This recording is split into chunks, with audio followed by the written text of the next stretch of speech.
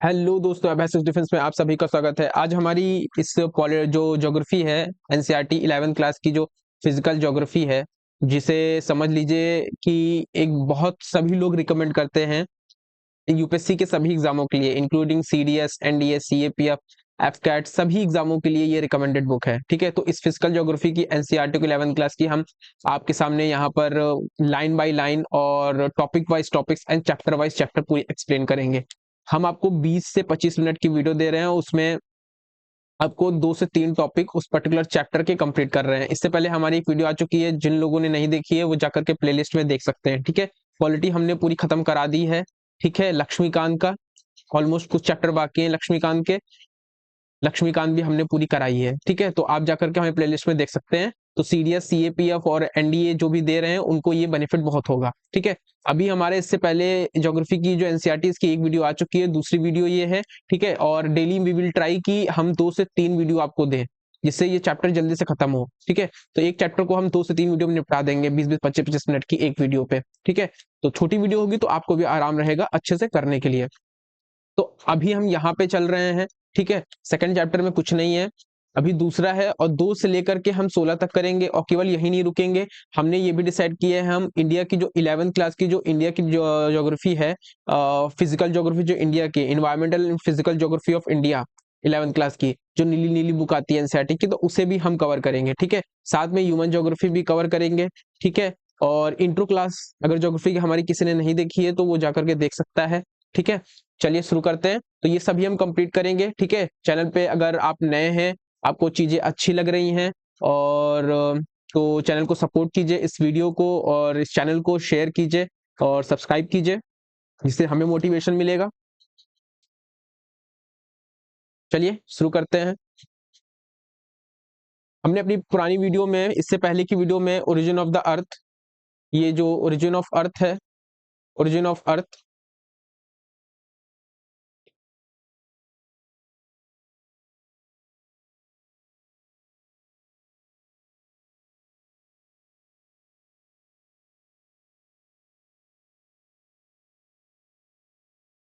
Origin of earth कि regarding जो modern theories हैं, ठीक है, और अर्ली थ्योरीज हैं, मतलब बिग बैंग, ये नेबुला हाइपोथेसिस थ्योरी और बिग बैंग थ्योरी, जो ये बिग बैंग थ्योरी चलती है, तो इन सबको कर लिया है। जिन्होंने नहीं देखा जाके देख सकते हैं। ठीक है, ये सिंगुलैरिटी और बिग बैंग का ये पूरा हमने एक्सप्लेन किया है। ठीक है, ये सब चीज एक्सप्लेन करी है। अब हम आज स्टार्ट करेंगे स्टार फॉर्मेशन से, कि स्टार का फॉर्मेशन कैसे हुआ है।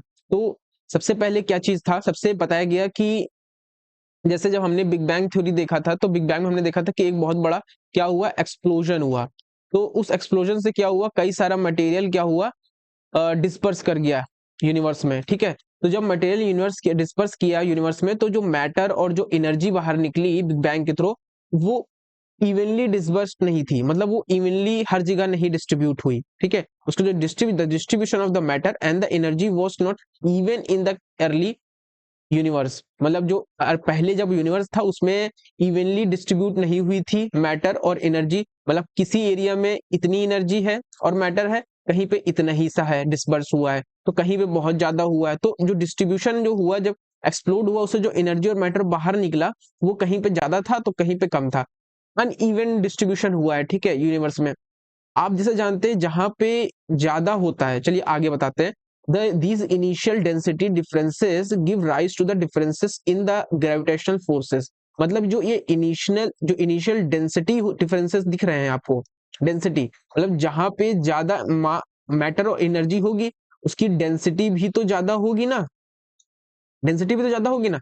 जब डेंसिटी ज्यादा होगी तो क्या होगा, उसकी ग्रेविटी भी ज्यादा होगी। हम जानते हैं कि जिस चीज की ग्रेविटी ज्यादा होती है, मतलब उस चीज की डेंसिटी भी ज्यादा होती है। तो जिस जगह पे मास, मैटर और एनर्जी ज्यादा होगी, उसकी डेंसिटी एंड ग्रेविटी ज्यादा होगी, तो वो चीज ज्यादा अट्रैक्ट करेगी। तो वही चीज यहाँ पे लिखी ना, these initial density differences give rise to the differences in the gravitational forces. तो भाई ये चीज ज्यादा बड़ी है, इसके बाद ज्यादा मास एनर्जी है, मैटर और एनर्जी है, तो ये इसके पास ग्रेविटी ज्यादा होगी कंपेरेटिवली इसके पास, और कंपेरेटिवली इससे कंपैरिजन में इसके पास कम होगी, और इससे तो बहुत ही ज्यादा कम होगी इनके उसमें। ठीक है, तो वर्सेस करके देखोगे तो आपको पता चल जाएगा। तो ये इसको अट्रैक्ट करेगी, ठीक है, और ये इसको अट्रैक्ट करेगा, ये इसको अट्रैक्ट करेगा, तो ऐसे अट्रैक्शन होगा, ठीक है। It cause the matter to get draw together, ये मैटर को टुगेदर में ले रहा है, ठीक है। This form the basis for the development of the galaxies, इन्होंने बेस बनाया है क्या, गैलेक्सीज के डेवलपमेंट होने का। तो अब यहां से ही हमारी गैलेक्सी बनने की बात शुरू होती है, क्योंकि मैंने बताया था आपको कि पहले गैलेक्सीज बनी, ठीक, गैलेक्सीज से ही फिर स्टार्स बने, ठीक है, स्टार्स बने। और गैलेक्सीज किसके पार्ट है, गैलेक्सीज पूरे यूनिवर्स के पार्ट है, ठीक है। एक यूनिवर्स में बहुत सारी गैलेक्सीज है, मैं पहली वीडियो बता चुका हूं, और एक गैलेक्सीज में बहुत सारे स्टार्स एंड प्लैनेट्स होंगे, स्टार से ही प्लैनेट निकलेंगे, ये चीज याद रखिएगा। प्लैनेट किससे निकलेंगे, स्टार से, स्टार किससे निकलेंगे, गैलेक्सी से, और गैलेक्सी किसका पार्ट है, यूनिवर्स का पार्ट है। तो इस पर्टिकुलर क्रोनोलॉजी को याद करिएगा, एक सीक्वेंस को याद करिएगा, कौन किसका पेरेंट है और कौन किसका फादर है, कौन किसके पापा है, कौन किसके मम्मी है, ठीक है, इतना याद रखना, ठीक है। Galaxy contains the large number of stars, Galaxy क्या है, लार्ज नंबर ऑफ स्टार्स, बहुत ज्यादा स्टार होते हैं। तो मैंने बताया आपको कि गैलेक्सी में बहुत सारे स्टार्स होते हैं, क्योंकि गैलेक्सी से ही स्टार्स निकलते हैं, ठीक है। आगे हम इसको एक्सप्लेनेशन में देखेंगे। तो गैलेक्सी अब बनती कैसे है, आगे इस पे हम देखेंगे, ठीक है। तो Galaxy spread over the vast distances, मतलब यहाँ पे ये कह रहा है कि गैलेक्सी बहुत ही वास्ट डिस्टेंस में स्प्रेड होती है।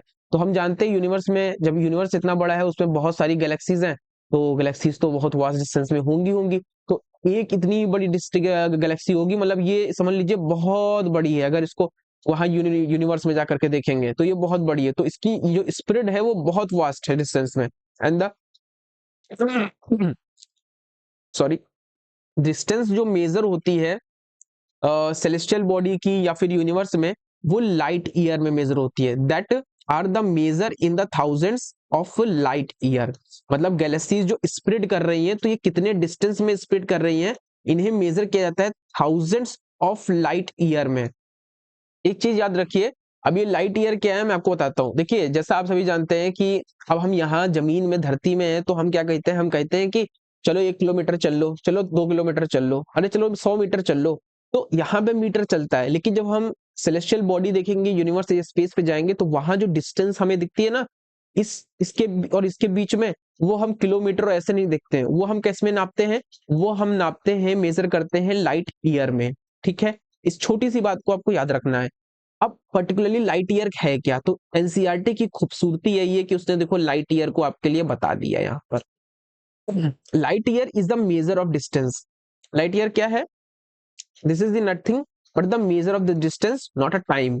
कि लाइट ईयर, ईयर, अब ईयर से बहुत लोग टाइम इसको समझ लेंगे, नहीं, टाइम नहीं है, इज द डिस्टेंस। एनसीईआरटी वालों, बनाने वालों ने पहले जान लिया कि बच्चे इसको टाइम समझने लगेंगे ईयर के नाम पे, तो not a time, is the measure of the distances. थोड़ा सा खांसी जुकाम है, तो देखे रहिएगा, साथ दीजिएगा। Light travels or travel speed of the 3 lakh kilometre per second, ठीक है, 3 लाख किलोमीटर पर सेकेंड, मतलब जो लाइट होती है, मान लो ये लाइट है, यहां से गई, तो इसकी जो स्पीड होगी ना, लाइट की जो स्पीड होगी ना ट्रेवल करने की, वो एक, मतलब 1 सेकंड में वो 3 लाख किलोमीटर पास कर जाएगी। मतलब आप पलक नहीं झपकाओगे उतनी देर में, वो जितनी देर में पलक झपका के ऊपर करोगे उतनी देर में वो 6 लाख किलोमीटर वो पार कर चुकी होगी। समझ लीजिए इतनी तेज स्पीड है लाइट की। और एक Galaxy thousands of light years की डिस्टेंस का होता है, आप समझ लीजिए कितनी बड़ी होगी वो galaxy. Considering this, the distance the light will travel in 1 year is taken to be the 1 light year.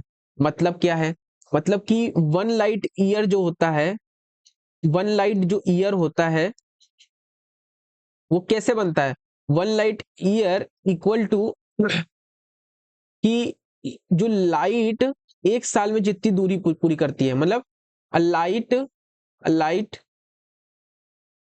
Travel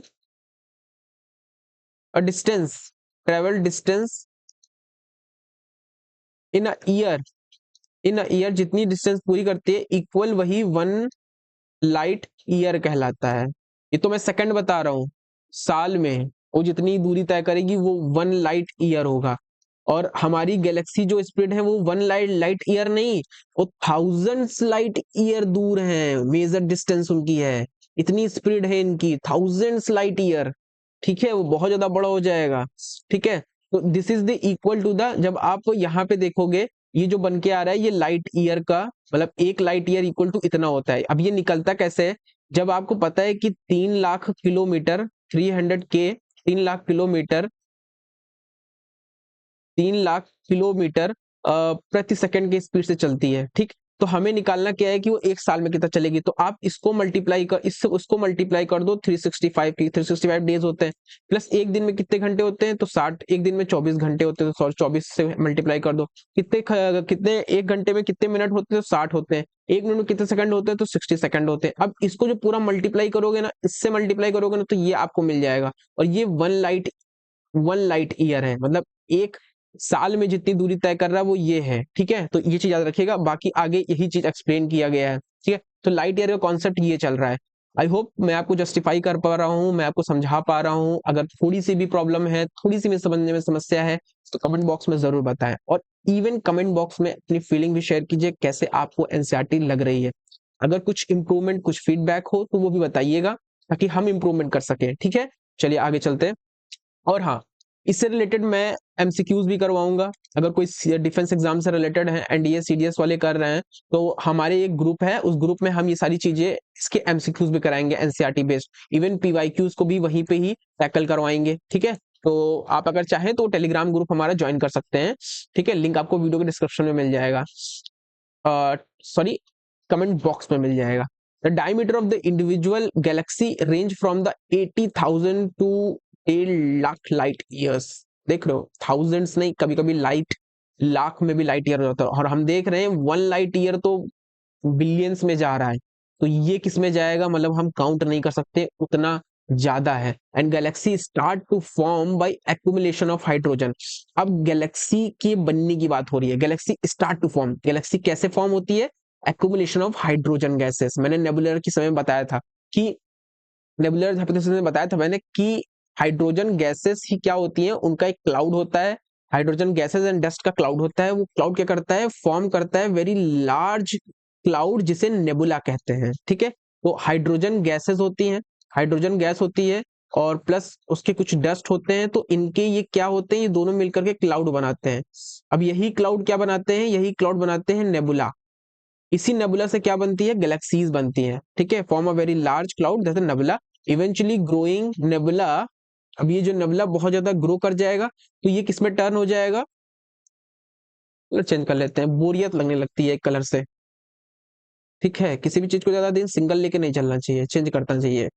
अब develop a localise clump of gases.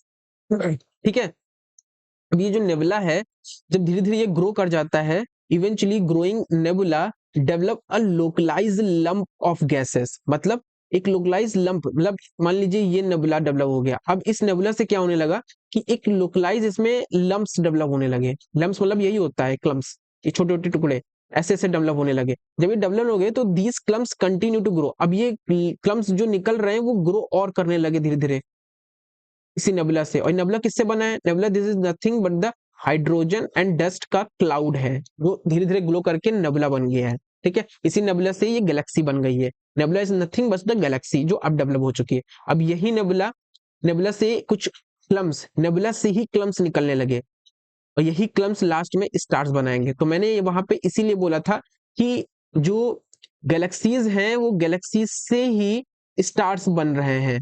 ठीक है, तो मैंने इसीलिए बोला था कि पापा है गैलेक्सी, किसके, स्टार के, तो स्टार बच्चा है, पापा है गैलेक्सी, पेरेंट गैलेक्सी है। तो ये चीज याद रखिएगा। ठीक है, तो चलिए शुरू करते हैं फिर आगे। तो दीज क्लम्स, ये जो क्लम्स है कंटिन्यूसली ग्रो करेंगे into even denser gases bodies.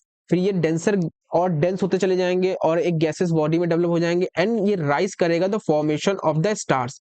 फिर इससे स्टार का धीरे धीरे फॉर्मेशन। जाहिर सी बात है, एक नेबुला से कुछ क्लम्स ऑफ गैसेस के जो पार्टिकल हैं वो बाहर निकल रहे हैं, वो डेंस होते चले जा रहे हैं, डेंस होते होते वो फॉर्म कर दे रहे हैं स्टार्स के। And formation of star is believe to have a taken place almost इतने billions ago, 5 to 6 billion ago. ये फैक्ट मैं अपनी पुरानी वाली वीडियो में बता चुका हूँ कि ये सारी जो चीजें हुई हैं ये 5 to 6 बिलियन अगो ही हुई हैं। ठीक है, अब एक एक करके हम प्रोसेस को समझेंगे कि स्टार्स का, सॉरी, प्लैनेट्स का फॉर्मेशन कैसे हुआ। ठीक है, कैसे प्लैनेट बने हैं।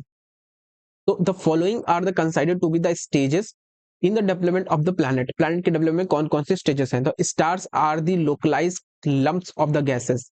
तो जैसे मैंने पहले बताया था कि नेबुला था, नेबुला इज नथिंग बट क्या था वो? डस्ट और हाइड्रोजन और डस्ट का क्लाउड्स था, ठीक है, जिससे गैलेक्सी बन गई। इसी गैलेक्सी में कुछ क्या था? क्लम्स लोकलाइज डेवलप होने लगे थे और वही कंडेंस और डेंस होकर के और ग्रो करके उन्होंने स्टार बना दिए, तो वही स्टार प्लैनेट हो गए, ठीक है। तो ये जो लम्प्स ऑफ गैसेस थे नेबुला के विथिन में, ये क्या होने लगे? इनमें एक क्या जो ये अलग हो गया, तो ये लम्प्स ही है, ये क्लम्स कह लो, ये लम्प्स कह लो, ठीक है, लम्प्स या क्लम्स कुछ भी कह लो। तो ये क्लम्स क्या कहते हैं? इन क्लम्स में एक ग्रेविटेशनल फोर्स आने लगा, ठीक है, विथ इन द लम्प्स, और जिसने क्या किया? Formation of core. अब इसी इसमें जो ग्रेविटेशनल फोर्स आ गया, तो इस ग्रेविटेशनल फोर्स की वजह से इसमें एक कोर डेवलप हुआ। क्या डेवलप हुआ? कोर, ठीक है, इस गैस क्लाउड में। अभी जब ये कोर डेवलप हुआ और साथ में इसके अराउंड कुछ रोटेट भी करने लगा, एक रोटेटिंग डिस्क ऑफ गैसेस भी बनने लगी।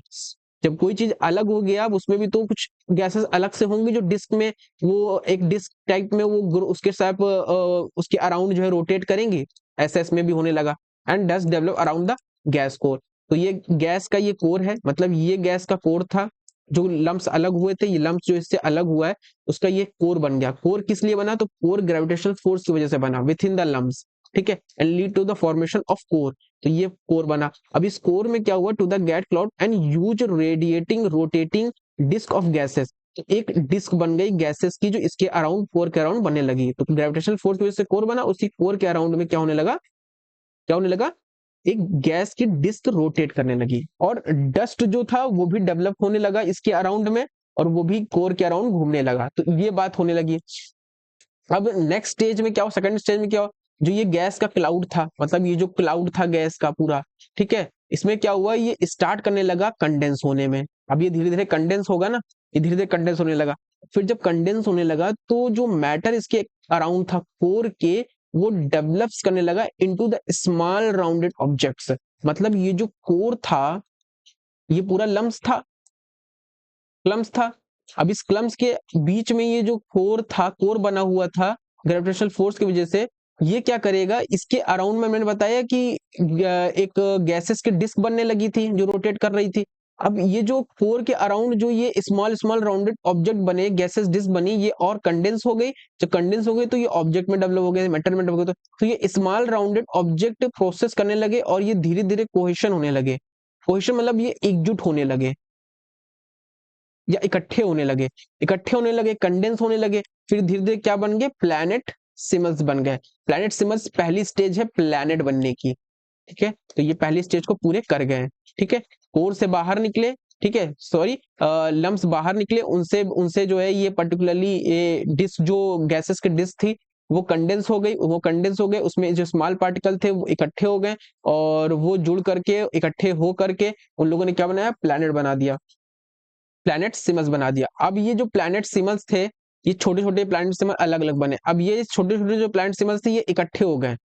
The large bodies starts forming by collision and gravitational attraction cause the material to stick together and planet simuls a large number of small bodies। तो planet simuls क्या थे? large number के small bodies के part थे, ठीक है। Final stage क्या हुई? These large number of small planet simuls, जो लार्ज नंबर के जो स्मॉल प्लैनेट सिमल्स थे, मैंने आपको बताया ना कई सारे प्लैनेट सिमल्स बन चुके थे, ठीक है, कोहेशन के बाद एक दूसरे से, तो ये एग्रीगेट होने लगे। अब ये जो छोटे छोटे बने थे अब ये भी जुड़ने लगे, ये भी जुड़ने लगे to form the few large bodies.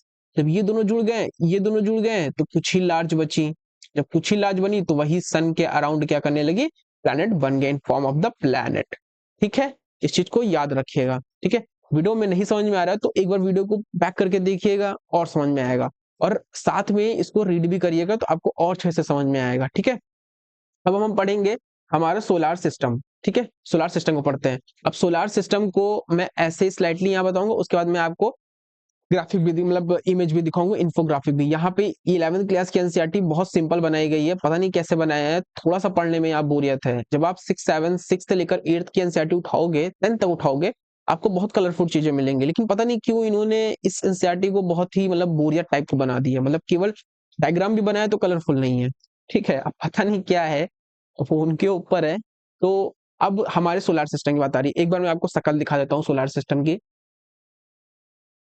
भाई ये रहा हमारी 6th क्लास की एनसीईआरटी। ठीक है, ये 6th क्लास की एनसीईआरटी है, आप इसे बहुत लोगों ने पढ़ा होगा। तो ये उसी की इमेज है। इंटरनेट में इससे अच्छी कोई इमेज हो भी नहीं सकती है, बेयर एनसीईआरटी से अच्छी तो और भी नहीं हो सकती है। तो ठीक है, ये हमारा सोलर सिस्टम है पूरा। ये हमारे सन सन चाचा हैं, मतलब हमारे सूरज चाचा हैं। आई एम ऑल्सो सूरज, ठीक है। तो सन चाचा हैं ये, और ये है मरकरी, और फिर हैं इसके बाद वेनस, फिर अर्थ, फिर मार्स, फिर एस्ट्रॉयड की बेल्ट है, जुपिटर है, फिर सैटर्न है, फिर यूरेनस है, नेपच्यून है। तो एक एक करके हम अभी इनके बारे में पढ़ेंगे। इस चीज को आप अलग से डाउनलोड कर लीजिएगा एनसीईआरटी को, और इसके स्क्रीनशॉट या फिर इसकी पर्टिकुलरली इस पेज को निकलवा लीजिएगा, ठीक है। तो ये हम आपको एनसीईआरटी में मिल जाएगा 6th क्लास की। अभी हम इस पे आएंगे, पहले हम इसको रीड करते हैं, ठीक है। सोलर सिस्टम आप देख लिया आपने। अभी इस जो यहाँ पे लिखा है, इसको वहां पे जाकर के हम एनालाइज भी करेंगे, ठीक है। आराम से देखिए। देखो, अवर solar system consider the 9 planets, ठीक है। पहले 9 थे महाराज, अब 8 हैं, ठीक है। अब 8 हैं। प्लूटो को हटा दिया गया है, प्लूटो को हटा दिया गया है। और प्लूटो को क्यों हटाया गया है, इस वीडियो में हम वो भी देखेंगे क्यों प्लूटो को हटाया गया है। तो द 10th प्लैनेट, ये मुझे लग रहा है और भी पुरानी है, ये और भी पुरानी एनसीईआरटी है। हाँ, प्लूटो के साथ साथ इसको भी हटा दिया गया। पहले 10 थे, फिर प्लूटो को हटाया है, तो अब ये 8 बच गए हैं, ठीक है। तो हैज बीन रिसेंटली साइटेड, ठीक है। The nebula from which our solar system is suppose to have been formed, ठीक है। नेबुला जिससे हमारा, याद रखिए यहाँ 8 होगा, ये पुरानी एनसीईआरटी है इसलिए यहाँ डेटा गलत है। अब 8 ही बचा है। जो 2003 और यूबी हैं, इसको बहुत पहले ही हटा दिया गया है। प्लूटो के बाद पहले ही इसको हटा दिया गया था, अभी रिसेंटली में 2006 में तो प्लूटो हटाया गया है, ठीक है। तो याद रखिएगा 2006 में प्लूटो को हटाया गया है, और उससे पहले इसको हटा दिया गया था यूबी तो 313 को। क्यों हटाया गया इन्हें, ये क्वेश्चन बहुत इंपॉर्टेंट है। और ये किस फैक्टर, किन 3 क्राइटेरिया के बेसिस पे कोई प्लैनेट की कैटेगरी में आता है, सन के हमारे सोलर सिस्टम के प्लैनेट कैटेगरी में आता है, मैं वही बताऊंगा आपको 3 क्राइटेरिया। क्यों जो ये 2003 यूबी 313 और प्लूटो जिसे 2006 में हटाया गया, प्लूटो को प्लैनेटरी कैटेगरी से, वो क्यों हटाया गया, वो कौन सी कैटेगरी को पूरा नहीं कर रहे थे, कौन से क्राइटेरिया को पूरा नहीं कर रहे थे, वो सब हम देखेंगे अभी। पहले हम इसको पढ़ लेते हैं। तो nebula from which the our solar system is suppose to have been form, मतलब मैंने अभी देखा, आपको बताया आपने कि नेबुला जिससे हमारा सोलर सिस्टम बना हुआ है, ठीक है, स्टार्टेड इट्स कोलैप्स। मैंने बताया ना, कोलैप्स हो गया, कोलैप्स हो रहा था। नेबुलर हाइपोथेसिस में भी मैंने बताया था कि कोलैप्स कर जाता है, और कोर फिर उसका जब कोलैप्स कर जाता है तो कोर फिर फॉर्मेशन होता है। तो वो हुआ था ऑलमोस्ट 5 to 6 बिलियन के, ऑलमोस्ट 5 to 5.6 बिलियन के अगो। ये मैं अपनी वीडियो में बता चुका हूँ पहले की। The planets were formed the 46 billion अगर ईयर अगो। प्लैनेट जो हमारे बने, मतलब सन के बाद जो कोलिशन ही 5.56 बिलियन अगर हुआ था, उसके बाद प्लैनेट तो 46 अगर बने हुए हैं। और our solar system consider the sun the star. तो अब हमारे सोलर सिस्टम की बात आ रही है कि हमारे सोलर सिस्टम किससे बना हुआ है। तो हमारा सोलर सिस्टम बना हुआ है जिसमें 8 प्लैनेट है, इसको काट के लिखिए, 8 प्लैनेट है, ठीक है। 63 ऑलमोस्ट 63 मून्स हैं, ठीक है। 63 क्या है, मून्स हैं हमारे प्लैनेट में। 63 मून्स हैं, और 63 मून्स हैं, और मिलियंस ऑफ स्मॉल बॉडीज हैं। ये जो आपको भी ये टेबल दिए ना, इसमें देखिए दिया गया कि सैटेलाइट्स, सैटेलाइट्स का मतलब ये होता है मून्स, मतलब किसके कितने मून्स हैं। तो मरकरी के कितने मून्स हैं, 0, वेनस के 0, अर्थ के 1, मार्स के 2, इसके बाद जुपिटर के 16। यहाँ देखेंगे तो इनके ज्यादा हैं, ठीक है, और इनका इनका मास भी बहुत ज्यादा है, ठीक है। तो इनके ज्यादा हैं। बाकी किसी कितने मून है, ये सारे यहाँ पे दिया गया। इस डेटा को जरूर ध्यान रखिएगा, किसका डिस्टेंस कितना है ये भी रखिएगा, कौन सन से कितना दूर है, ठीक है, ये भी याद रखिएगा। डेंसिटी को थोड़ा सा देख लीजिएगा, किसकी डेंसिटी क्या है, ठीक है। रेडियस तो इतना इंपॉर्टेंट नहीं है जितना डेंसिटी इंपॉर्टेंट है, ठीक है, याद रखिएगा। उससे पता चला, उससे डेंसिटी पता चलेगा कौन कितनी ज्यादा ग्रेविटी की पावर रखता है, ठीक है। डेंसिटी से ये पता चलता है। अब मरकरी की डेंसिटी ज्यादा है, ठीक है, कंपेयर टू वेनस, मतलब उसकी ग्रेविटी ज्यादा होगी, ठीक है। अब अर्थ की तो इनसे भी ज्यादा है, ठीक। मार्स की इससे कम है, ठीक। तो ये चीज याद रखिएगा, डेंसिटी यहाँ पे थोड़ी सी वेरी करेगी, ठीक है। तो ये चीज याद रखिएगा। तो मिलियंस ऑफ स्मॉल बॉडीज हैं लाइक एस्ट्रॉइड्स, ठीक है, मून है, मिलियन स्मॉल बॉडीज हैं, कॉमेट्स हैं, and huge quantity of dust gram and gases हैं। तो हमारे यूनिवर्स में, सोलर सिस्टम में इतनी चीजें हैं, यूनिवर्स तो नहीं, सोलर सिस्टम में हमारी इतनी है। और हमारी जो मिल्की वे गैलेक्सी है, सोलर सिस्टम उसी का ही पार्ट है। तो हमारी खुद की गैलेक्सी जो है वो मिल्की वे है, ठीक है। आउट ऑफ द 8, भाई 9 नहीं 8, ठीक, planets, Mercury, Venus, Earth, Mars are called the inner planet, ठीक। अब इनर प्लैनेट कौन होते हैं? तो they lie, inner planet as they lie between the sun and the belt of the asteroid. मतलब जो इनर प्लैनेट होते हैं वो कौन है? Mercury, Venus, Earth and Mars, they are called the inner planet. Why? Because they lie between the sun and the belt of asteroid and other 5 planet, क्योंकि ये 4 हैं, other 6 planet, other 4 planet, other 4 planet कहाँ है? Are called the outer planet. Why outer planet? Because they ये कहाँ है? ये इसके एस्ट्रॉइड बेल्ट के बाहर है। मैं आपको दिखाता हूं यहाँ पर, देखिए ये हमारी एस्ट्रॉइड बेल्ट है, ठीक है। कलर वाले लिया जाए, थोड़ा सा कलर, कलर कौन सा कलर लिया जाए? ये अच्छा चलेगा, थोड़ा सा डार्क कर देते हैं। अब देखिए ये एस्ट्रॉइड बेल्ट है, एस्ट्रॉइड बेल्ट है। अब एक चीज याद रखिए, एस्ट्रॉइड बेल्ट के किस किस के बीच है? तो मार्स और जुपिटर के बीच में ये एस्ट्रॉइड बेल्ट, ठीक। इतनी बात याद रहेगी, ठीक है। एस्ट्रॉइड बेल्ट किसके बीच में है? जुपिटर और मार्स के बीच में है, नंबर 1 बात याद रखना। अब ये जो एस्ट्रॉइड और सन, वहां पे लिखा था ना, एस्ट्रॉइड बेल्ट और सन के बीच में जो प्लैनेट्स हैं वो इनर प्लैनेट्स हैं। अब इनर क्यों है? क्योंकि ये एस्ट्रॉइड बेल्ट के अंदर हैं। एस्ट्रॉइड बेल्ट के जो बाहर होंगे वो आउटर प्लैनेट कहलाएंगे, ठीक है। इतने बात याद रहेगी। तो हमारे जो मरकरी है वो सबसे पास है सन के, वेनस सेकंड नंबर पे है, और अर्थ थर्ड नंबर पे है, और मार्स फोर्थ नंबर पे। तो यही नाम थे इनर प्लैनेट के, तो यही है एस्ट्रॉइड बेल्ट, ये है, ठीक। याद रखिएगा। उसके बाद जुपिटर आता है, फिर इनका सीक्वेंस याद रख लीजिएगा, ठीक है। यूरेनस है, फिर नेपच्यून है, ठीक है, याद रखिएगा। ये पूरा उनका है, ये आउटर है, ठीक है, ये आउटर है। यहाँ देख लीजिएगा कि जो आगे आगे मैं आपको बताऊंगा, ठीक है। यहाँ पे इनका ये दिया भी गया कि कौन कितने ऑर्बिट के अराउंड सन का लगाता है, और अपने एक्सेस में कौन कितनी दिन में घूमता है। तो मरकरी 88 डेज में जो सन का ऑर्बिट है वो पूरा कर लेती है। मतलब सन के, ये सन है, तो अपने ऑर्बिट में ये सन के एक चक्कर 88 डेज में लगा लेती है। मतलब अर्थ से ज्यादा जल्दी लगा लेती है, करीब भी है, अर्थ के ज्यादा करीब है तो जल्दी लगा लेती है, ठीक है। मतलब सन के ज्यादा करीब है तो जल्दी लगा लेती है।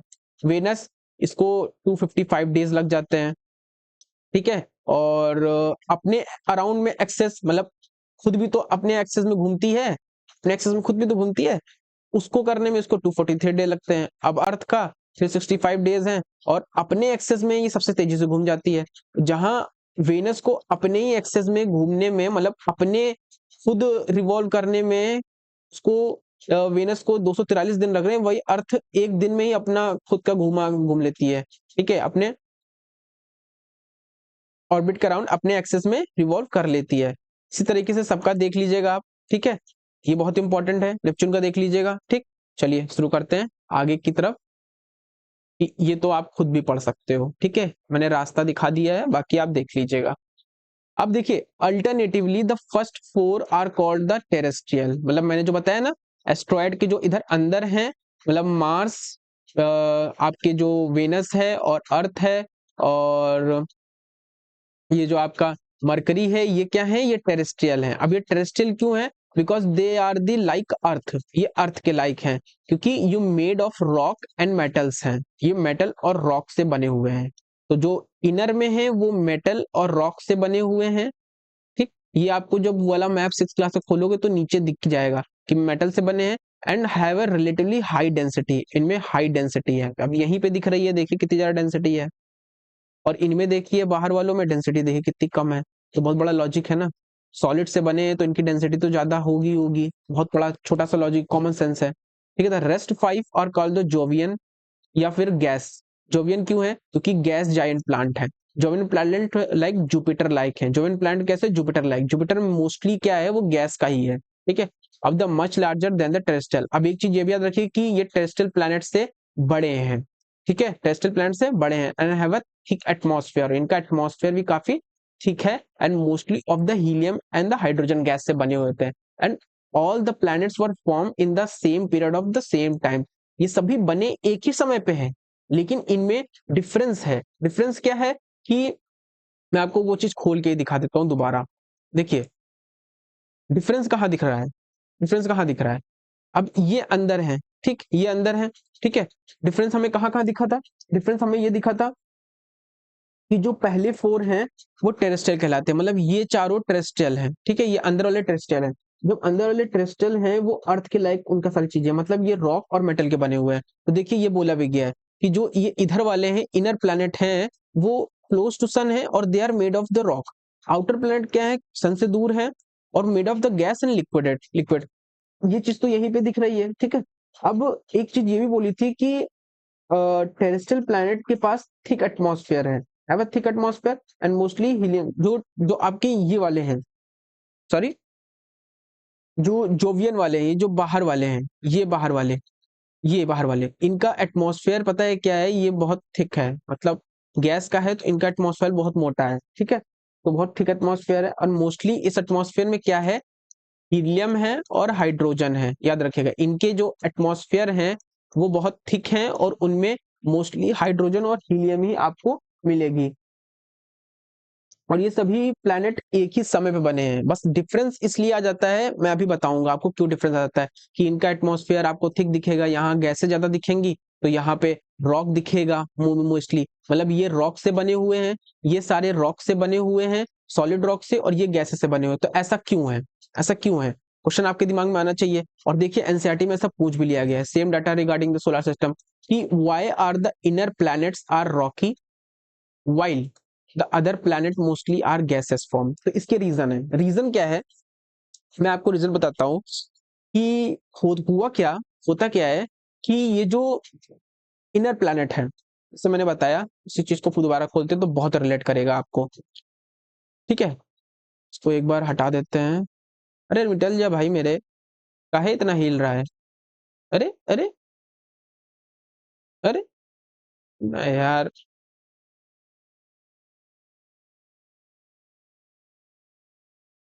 चलो मत मिट लो, कोई दिक्कत नहीं है, हम ऐसे ही बढ़ा देंगे।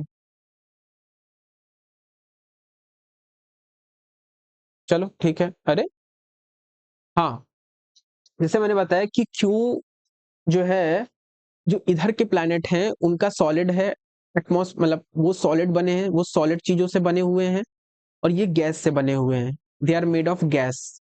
ऐसा क्यों? ये क्यों नहीं गैस से बने हुए हैं, या ये क्यों नहीं सॉलिड से बने हुए हैं? दरअसल रीजन ये है, यहाँ पे तीन फैक्टर काम कर रहे हैं। वो तीन फैक्टर ये है, पहला एक है हाई टेम्परेचर,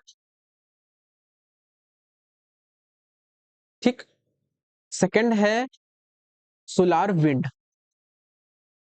आप अगर देखोगे तो जो इनर प्लैनेट हैं, मतलब जो इनर प्लैनेट है, जिन्हें टेरेस्ट्रियल प्लैनेट भी कहते हैं, और टेरेस्ट्रियल प्लैनेट इसलिए कहते हैं क्योंकि ये सॉलिड रॉक से बने, लाइक अर्थ, ठीक है।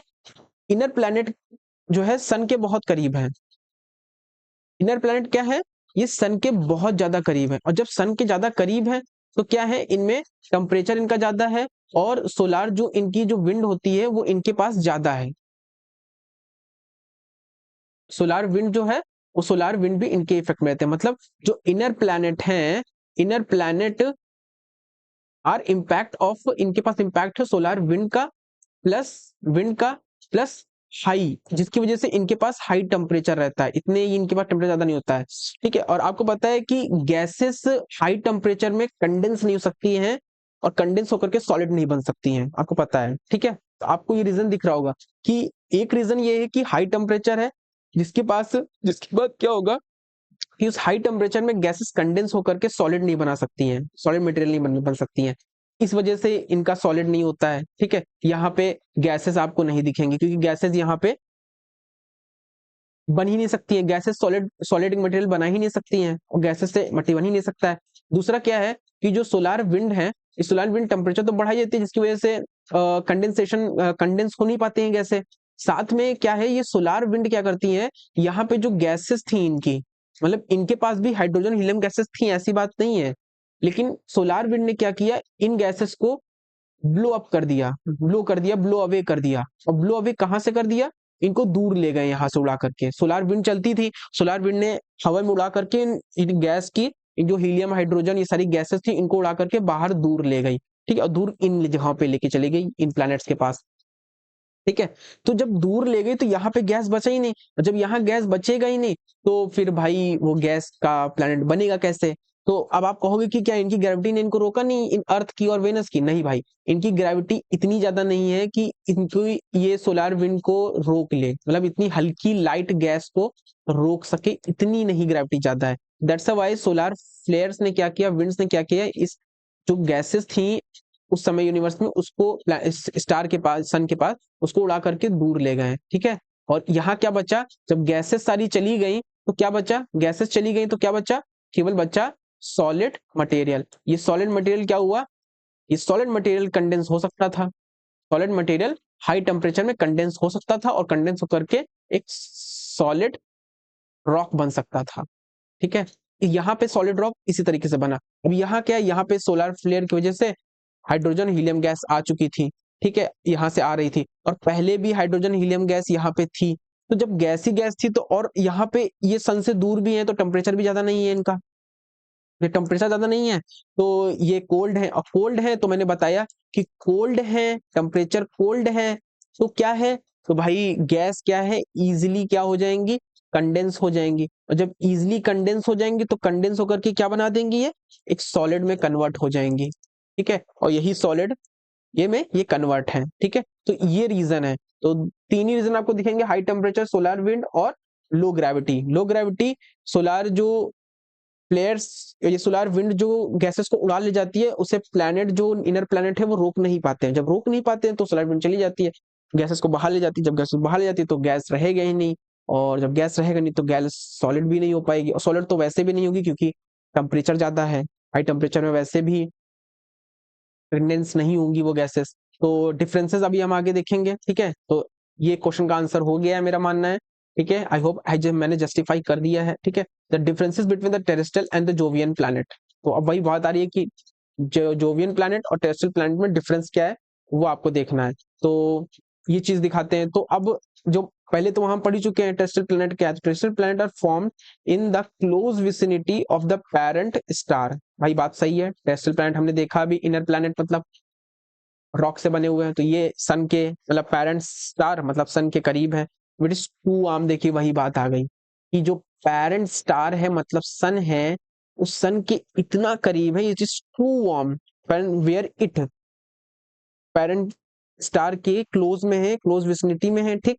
वेयर मतलब जहां पे सन के पास, wet is too warm, too warm मतलब इतना गर्म है फॉर गैसेस के लिए, gases condense to solid particle.